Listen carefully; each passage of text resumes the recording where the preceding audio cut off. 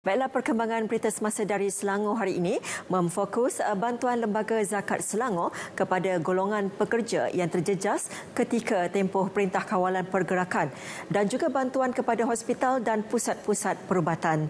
Jadi kita bersama Samsia Samsi untuk butirannya. Silakan Sam. Baiklah, terima kasih Nur Lela. Assalamualaikum dan salam sejahtera.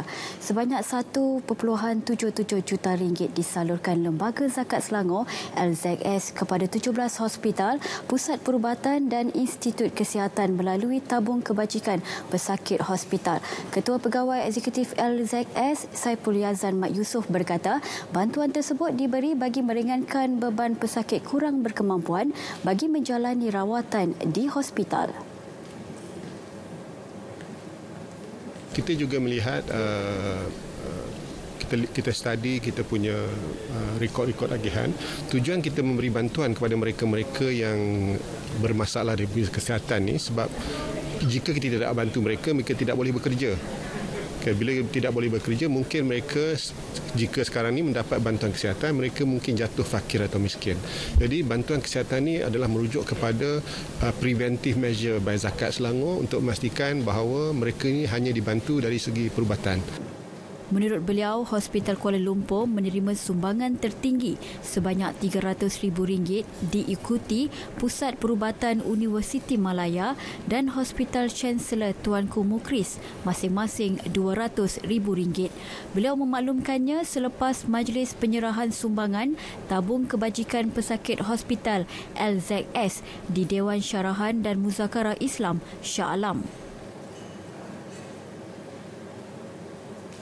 Sementara itu, RM1 juta pula diperuntukkan LZS bagi membantu pekerja syarikat yang terkesan akibat pelaksanaan Perintah Kawalan Pergerakan PKP. Ketua Pegawai Eksekutif Saipul Yazan Mat Yusof berkata, mereka yang dibantu terdiri dalam kalangan pekerja dari syarikat yang pernah membayar zakat perniagaan kepada agensi tersebut.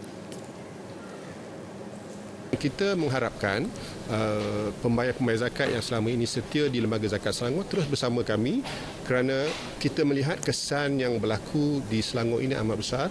Kilang-kilang, mereka-mereka yang diberhentikan, mereka-mereka yang mendapat gaji separuh dan sebagainya. Untuk makluman semua, kita juga kembali kepada syarikat-syarikat yang membayar zakat kepada kita selama ini.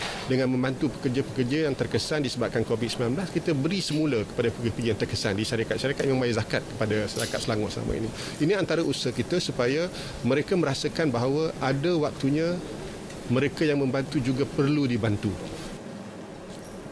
Beliau berharap syarikat korporat terus membayar zakat bagi membela nasib asnaf, fakir dan miskin di Selangor.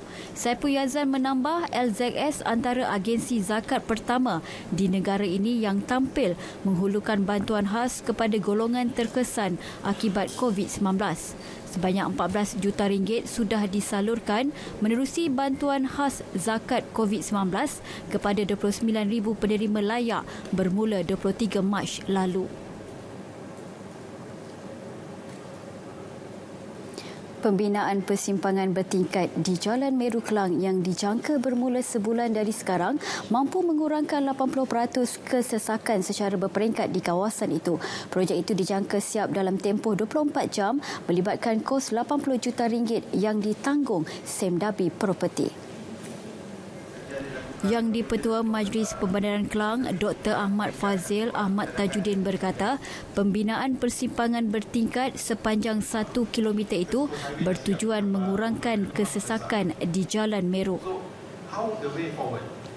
Secara keseluruhannya, projek ini dari segi pembangunan dan sebagainya baiklah untuk keseluruhan pembangunan untuk Kelang Utara. Dan yang ini sebenarnya lagi satu, bila kita buat ni kita kena fokus. Masalah dia A, kita fokus A, akan ada masalah-masalah sampingan. Beliau berkata demikian selepas taklimat pembinaan persimpangan bertingkat di Jalan Meru kepada penduduk bandar Bukit Raja Klang.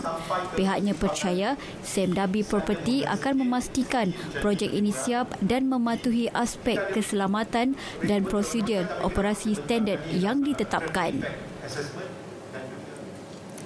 Sekian sahaja berita dari RTM Selangor. Kembali kepada Nur Lela. Baik, terima kasih Sam. Baiklah saudara, untuk berita seterusnya.